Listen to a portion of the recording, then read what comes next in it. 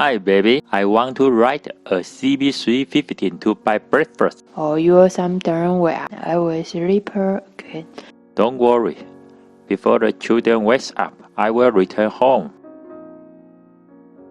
等一下，还有一件事，跑道长度5137公尺，大气温度摄氏26度，大气湿度38%，赛道温度摄氏37度，赛道情况干地，最佳单圈医院救护车。What? Are you sure? 我就是要买 CB350放客厅，这次不让了，一再被排挤、被妥协的总结婚。在挤满人的图书馆，这个年龄的大学生最流行使用的书签，不是女朋友给的照片，而是热腾腾的机车驾照。每个人最想收到的生日礼物，不是女朋友的初吻，或是去山上看夜景，还是和女友的第一次外地住宿，而是在生日的那一天准时拿到机车驾照。生日和发照日同一天，多帅呀！而且还要生日刚好非假日才行呢。在准备期中考时，左手看着原文书，右手翻着风火轮杂志，一边看着背不起来的微积分公式，一边看着心中幻想要购买的机车，总是对自己许下承诺，只要每一科都过，我就要向家里拿钱拉车了。记得拿到驾照后的半年左右，老家对面的老伯伯中风了，而他平常用的摩托车也没办法再继续骑乘了。老伯伯的老伴跑来跟我老爸商量后，老爸就以5000元的代价买下了老伯伯的摩托车。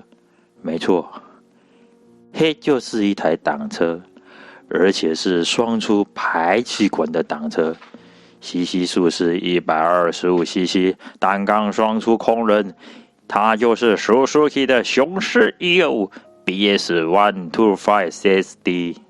而这台挡车也成为我人生中的第一台摩托车，让我直接从10段变速的卡达恰晋升为5段变速的 Craggy， 高度与车身长度可以说是无痛升级，无缝接轨。然而，一个第一次骑摩托车的学生，怎么会骑打挡车呢？当然会，因为我人生第一次接触的打挡车，并不是这一台，而是铃木机车 Suzuki GSS 13002。这个要从某一个暑假开始讲起。故事是这样的，记得同学中有一个人的老家是住在南台湾的屏东，收到他的邀约，我们到他老家吃吃喝喝2天。当进入他家客厅时，猛然发现客厅中停了一台能发出美妙音乐的钢琴。卖好烂了，念机械的男生怎么会弹钢琴呢？这可是一台能发出媲美钢琴乐音的魔兽无牌重型机车。在那个年代，年份较新的重型机车当然都是没有牌照的，甚至可以称为货柜车，就是将机车藏在货柜中输入台湾。名义是啥？客官您就自己想象吧。既然以这种名义进来的重机，当然是不需要领牌的，也不需要去领牌，因为怎么办都不会有牌。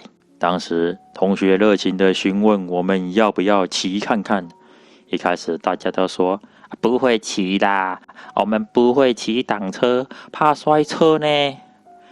听听声音就好，静态赏车就好。但是同学的大哥随即将车自客厅牵到门口，接下来的动作就如同 GP 摩托的场景，和我翻到快烂掉的机车杂志里的照片一样，活生生地出现在我的面前。帅气的戴上当时市价要价2万的全罩帽，抬腿跨上车，转动钥匙，电发启动，啵啵啵啵啵啵，声声声，啵啵啵啵啵啵，声声声，靠一声，打入一档。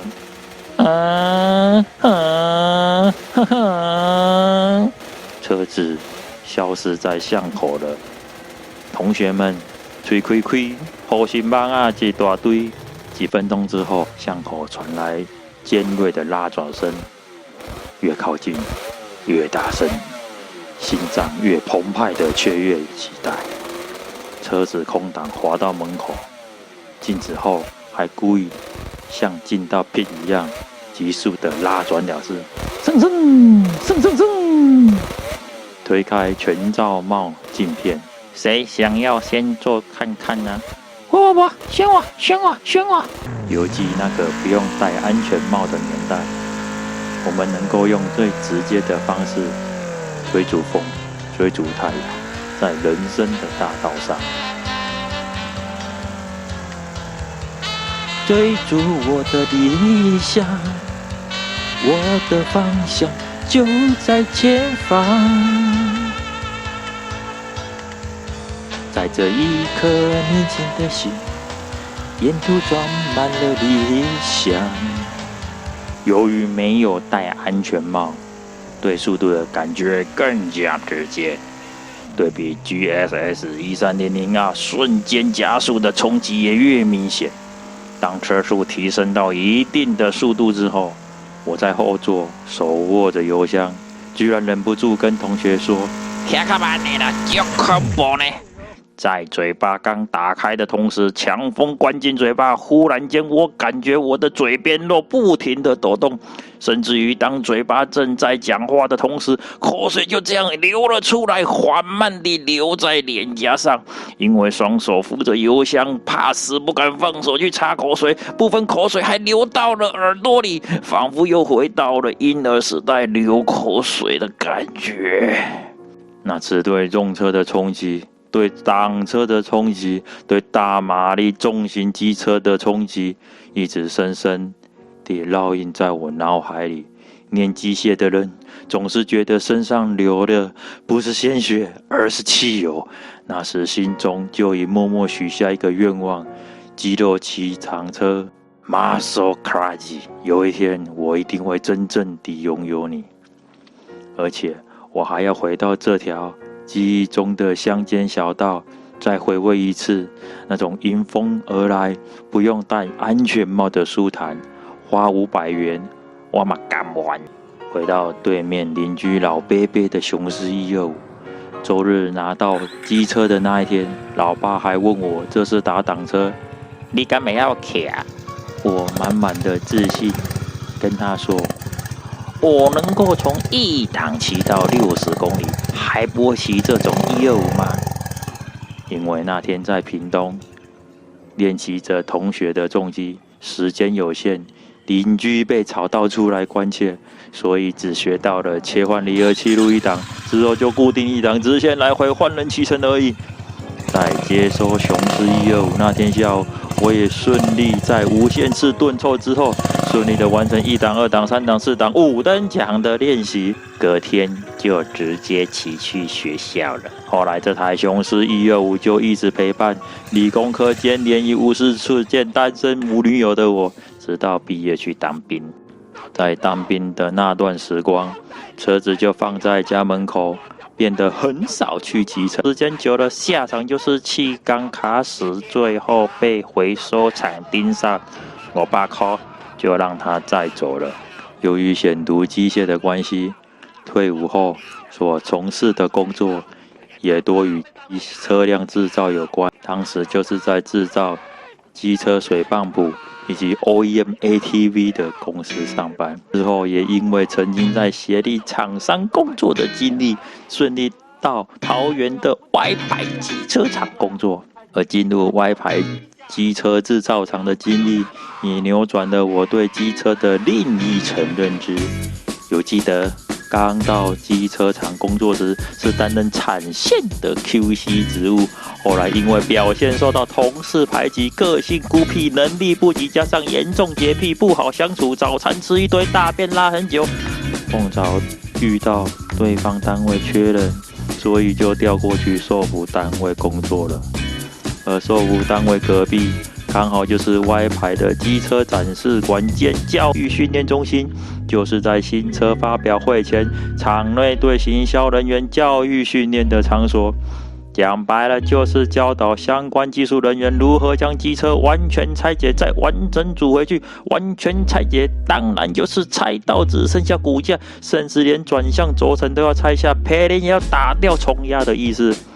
展示中心除了放国产的内销速克达，当然也会放外销的单座速克达，甚至于一些外销的商用机车。由于歪牌是日本转投资台湾的车厂，场内自然也摆了一些平常不易看见的车型，有电动车、电动高尔夫球车、三轮拉面车、残障代步车，甚至于船外机、小型游艇都有。好林道的滑台车、表演用的越野车。然而，最让我着迷的是高达1300cc 空人引擎的 XJR 1300。当时因负责整理展示场的老师傅即将退休，刚过去受服单位的我就顺理成章地承接老师傅的承捐运动。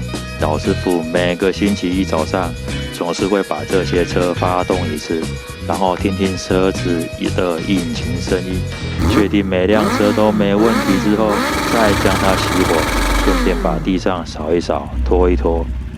其实我每星期一早上总是会很开心的拿着蛋饼，然后坐在 SJR 面前，打开店门，发动引擎，让它怠速运转3分钟。在这3分钟间，我仿佛就像在听着交响乐，闭着眼睛听着那引擎有节奏地运转着。老夫师傅说，熄火前还要再拉转2下，而我总是会舍不得把它关掉，又拉了第5下、第6下、第7下，等到自己都觉得有点不好意思了，才会关掉引擎。这台 CB350 挡车到底能不能买得成？究竟是看图纯瞎掰，还是傻爸鱼爹好小的晋级？